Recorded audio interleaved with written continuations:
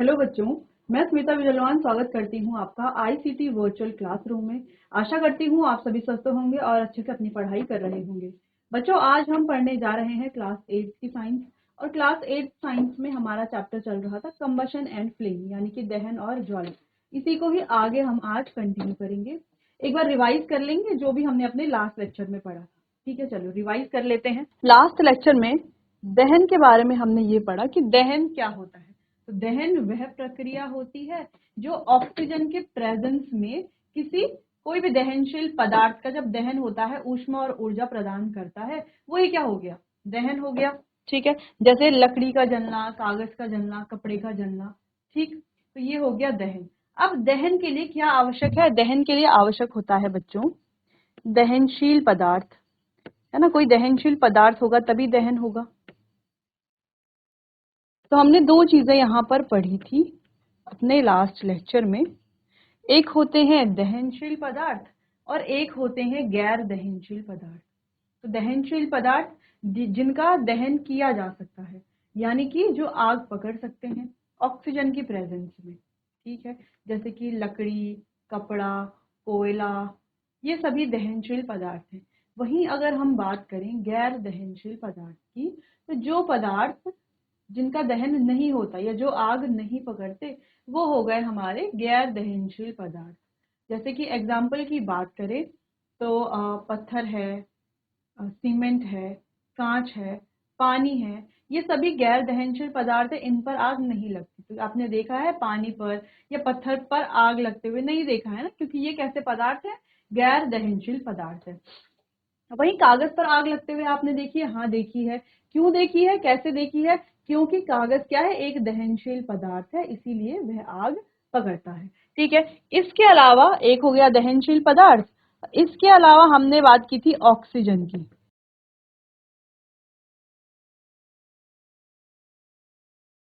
Oxygen oxygen भी बहुत जरूरी है दहन की प्रक्रिया के लिए।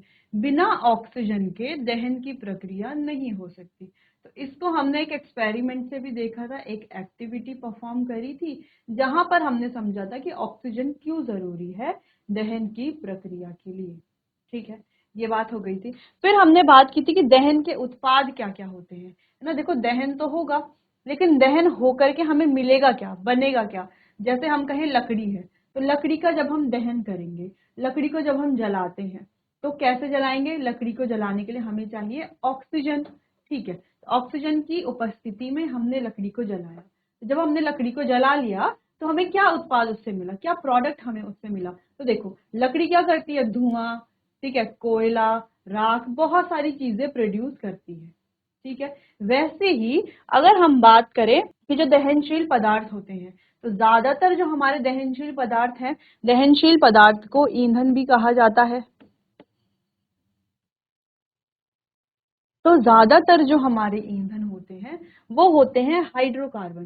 ठीक है, यानी कि हाइड्रोजन कार्बन के यौगिक। तो जब हम उनको जलाते हैं तो ये बनाते हैं कार्बन डाइऑक्साइड और वाटर। क्या बनाते हैं? कार्बन डाइऑक्साइड, ठीक है, CO2 जिसे हम कहते हैं, और वाटर। और ऊर्जा के विभिन्न रूप जैसे कि हीट और लाइट भी ये प्रोड्यूस करते हैं। ठीक है, इतना पढ़ लिया था। फिर हम बात कर रहे थे दहन के प्रकार के बारे में। तो हमने देखा 3 प्रकार के दहन हैं। ठीक है, 3 कौन कौन से? तो पहला दहन हमने डिस्कस कर लिया था जो कि था तीव्र दहन, जिसे हम कहते हैं रैपिड कंबशन। तो तीव्र दहन क्या होता है? जहां पर तीव्रता से दहन हो रहा है, यानी कि बहुत कम समय में अधिक कम समय में अधिक मात्रा में ऊर्जा उत्पन्न हो रही है। ठीक है, तो वो क्या होगा, यानी कि हीट एनर्जी, हम कह सकते हैं ऊष्मा ऊर्जा ज्यादा अमाउंट में बन रही है कम समय में। ठीक है, तो वो क्या हो गया, रैपिड कंबशन। जैसे कि हम LPG जलाते हैं, गैस जलाते हैं, तुरंत से जल जाता है गैस, तो वो कैसा कंबशन है, रैपिड कंबशन। ठीक है, तो चलिए आगे बढ़ते हैं। और हम बात कर रहे थे स्पॉन्टेनियस यानी कि स्वतः दहन की, उसको आगे कंटिन्यू करते हैं। तो चलिए एक बार आप देख लीजिए जो जो टॉपिक्स हमने अपने लास्ट लेक्चर में कवर कर दिए थे। तो दहन क्या है? वह रासायनिक प्रक्रिया है जिसमें कोई पदार्थ ऑक्सीजन के साथ प्रतिक्रिया करके ऊष्मा और प्रकाश उत्सर्जित करता है, दहन कहलाती है। तो हम समझ गए हैं दहन की प्रक्रिया क्या होती है।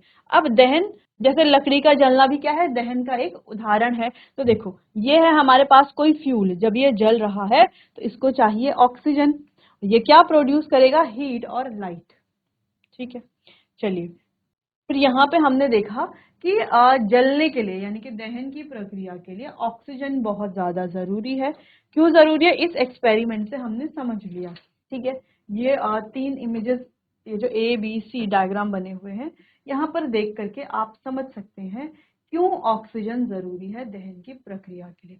अगर आप यहाँ पर ध्यान से देखो तो यहाँ पर लकड़ी के गुटके यानी कि ये वुडन ब्लॉक्स हैं, यहाँ से ऑक्सीजन आसानी से जा सकती है, इसीलिए कैंडल जो है वो जल रही है।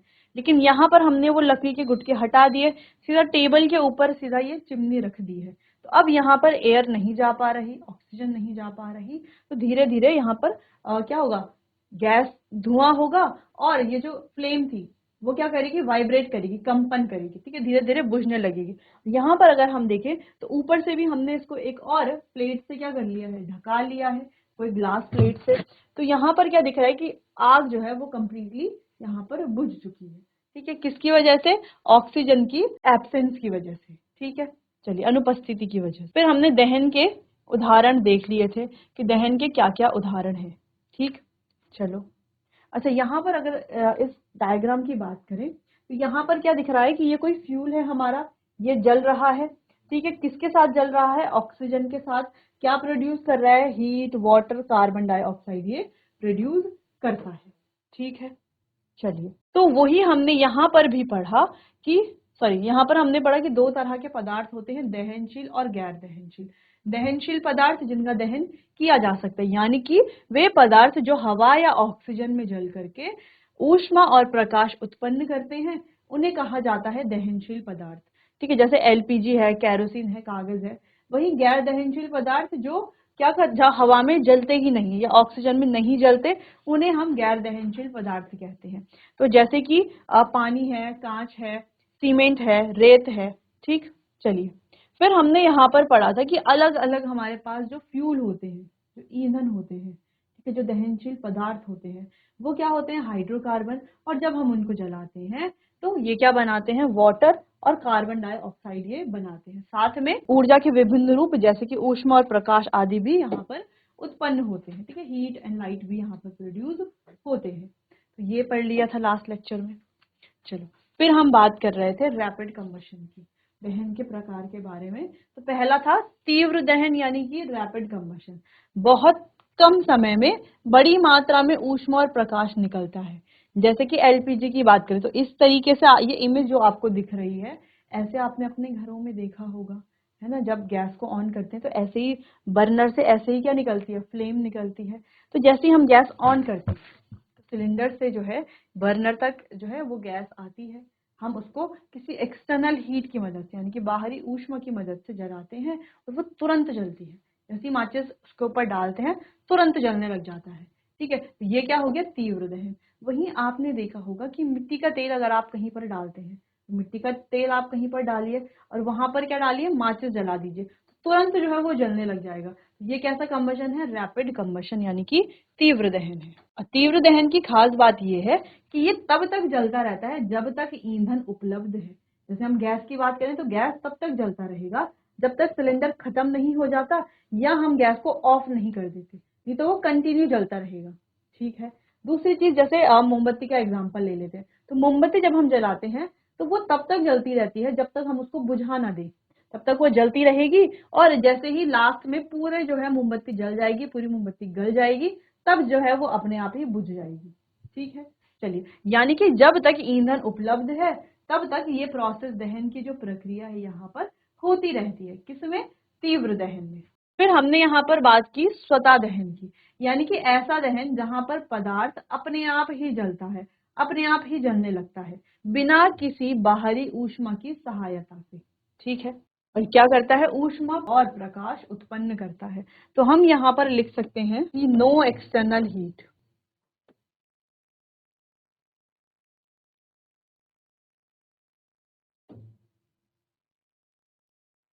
No external heat required.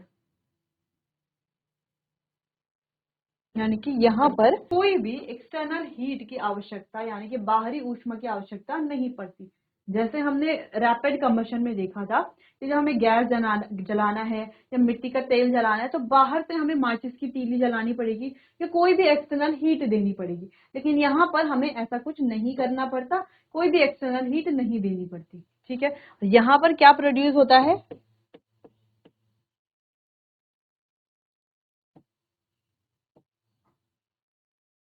Heat and light, यानी कि ऊष्मा और प्रकाश यहाँ पर उत्पन्न होता है। ठीक है, प्रोड्यूस होता है। क्लियर? तो जैसे कि फॉस्फोरस है, तो फॉस्फोरस जो है अगर हम देखें तो फॉस्फोरस जैसे ही रूम टेम्परेचर पर आती है तो वैसे ही अपने आप ही जलने लग जाती है, बिना किसी बाहरी ऊष्मा की सहायता के अपने आप जलने लग जाती है। इस प्रकार के दहन को स्वतः दहन हम कहते हैं। तो आप इतना नोट कर लीजिए, फिर आगे कंटिन्यू करते हैं।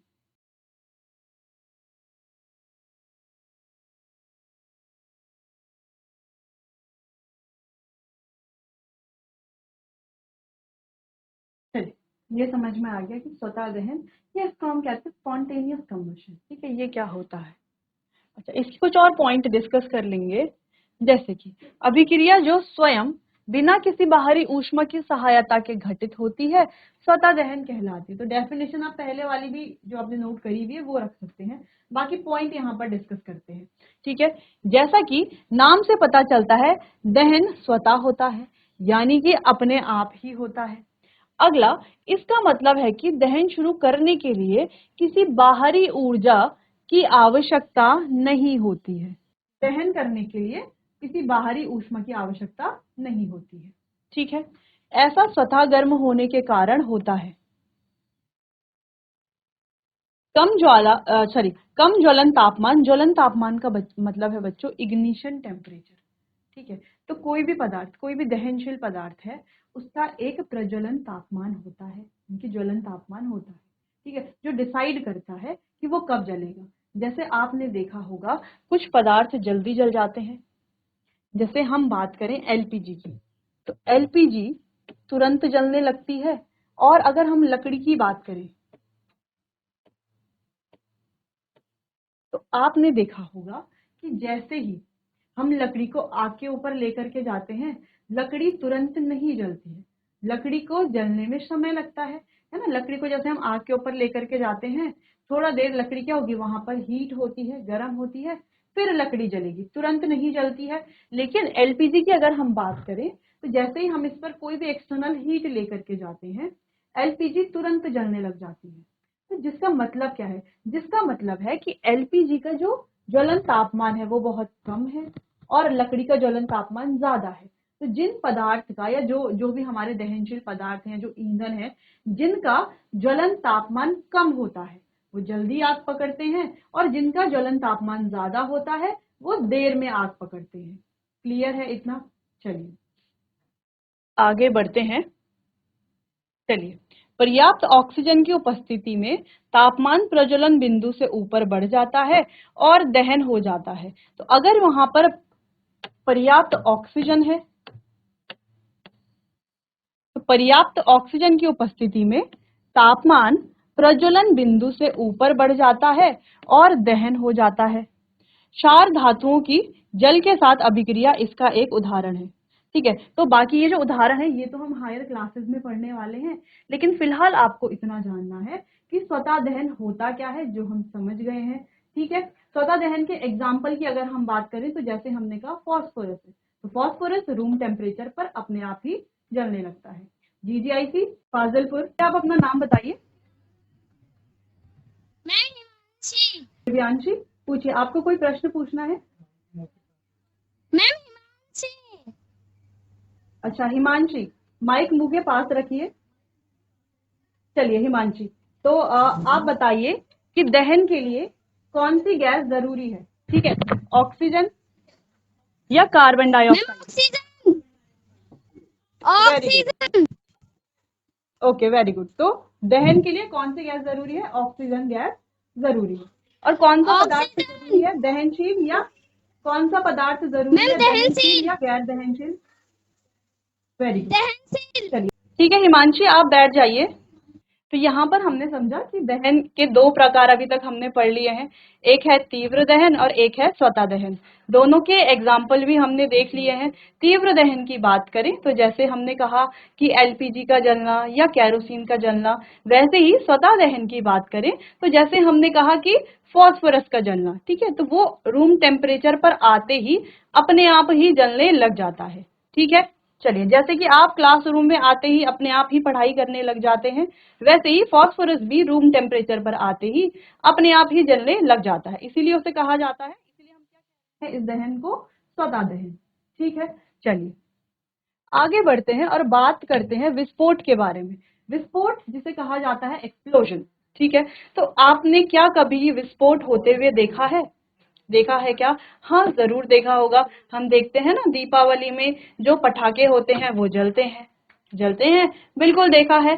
तो जो पटाखे जल रहे हैं उसे क्या कहा जाता है? वो जलते नहीं है, पटाखे क्या होते हैं, फटते हैं। ठीक है, उसे ही क्या कहा जाता है?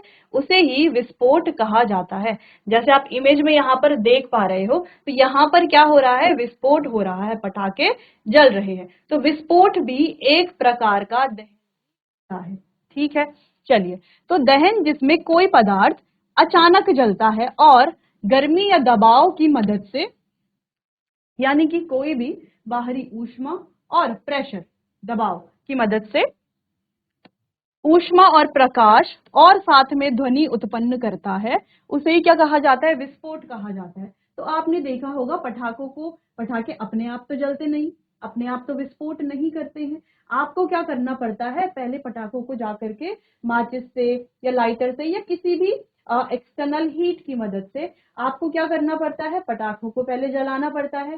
फिर आप क्या देखते हो कि पटाखे क्या करते हैं? विस्फोट करते हैं, फटते हैं। तो क्या प्रोड्यूस करते हैं? वहां पर थोड़ा सा हीट भी होती है, जब फटते हैं तो लाइट भी प्रोड्यूस करते हैं ना, एक प्रकार का प्रकाश भी वहां पर देखने को आपको मिलता है। और तीसरा वो साउंड यानी कि ध्वनि भी उत्पन्न करते हैं। करते हैं तीनों चीजें उत्पन्न, बिल्कुल करते हैं। ठीक है, तो यहाँ पर इनको क्या दिया जाता है? जैसे हमने कहा कि तीव्र दहन में तो बाहरी ऊष्मा दी जाती है, जबकि स्वतः दहन के लिए बाहरी ऊष्मा की कोई आवश्यकता नहीं होती, लेकिन विस्फोट के लिए बाहरी ऊष्मा और दबाव दोनों चीजों की आवश्यकता होती है। ठीक है, चलिए, तो यहां पर चाहिए होता है एक्सटर्नल हीट एंड प्रेशर, यानी कि बाहरी ऊष्मा और प्रकाश यहां पर चाहिए होता है, ऐसे ही तो पटाखे जलेंगे नहीं। ठीक है, दूसरा, ये जलने पर क्या बनाते हैं, क्या प्रोड्यूस करते हैं? प्रोड्यूसेस, क्या क्या देते हैं जब ये जलते हैं? तो क्या प्रोड्यूस करते हैं, क्या उत्पन्न करते हैं? ये उत्पन्न करते हैं ऊष्मा यानी कि हीट, कॉमा लाइट यानी कि प्रकाश, एंड साउंड, साउंड यानी कि ध्वनि। ठीक है, ध्वनि, तीन चीजें ये प्रोड्यूस करते हैं। तो ये तो आप याद रख सकते हैं क्योंकि पटाखों को फटते हुए तो आपने कई बार देखा है। ठीक है, चलिए, तो ये रहा एग्जाम्पल यहां पर। तो गर्मी या दबाव डालने पर पटाखों का फटना। ठीक है, चलिए, तो इसे अब आप नोट कर लीजिए, फिर आगे डिस्कस करते हैं, इसको थोड़ा और डिटेल में पढ़ते हैं।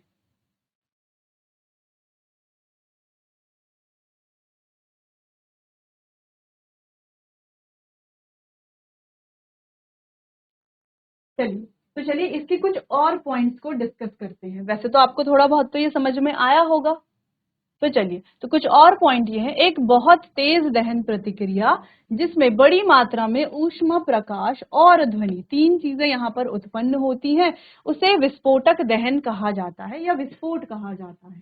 ठीक है, अगला, विस्फोटक दहन तब होता है जब प्रतिक्रिया बहुत तेजी से होती है। कब होता है ये?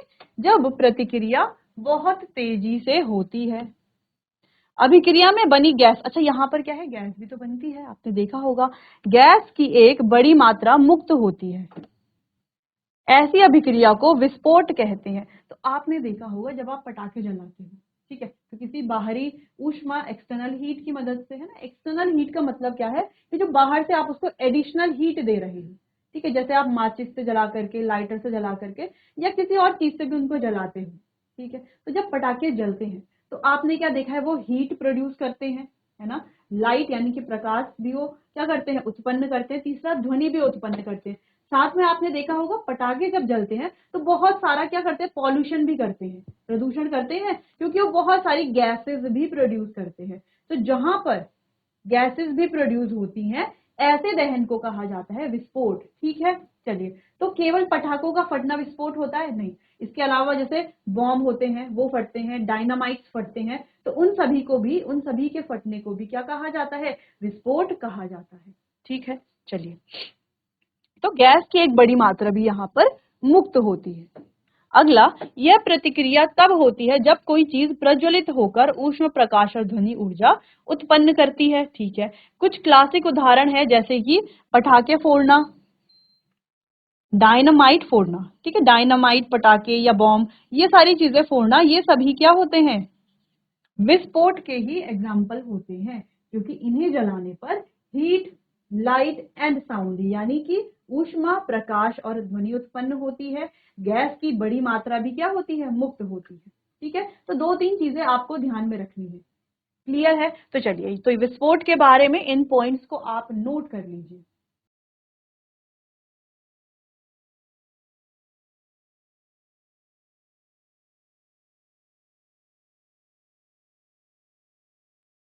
चलिए, इतना तो समझ में आ गया। तो ये थे दहन के प्रकार।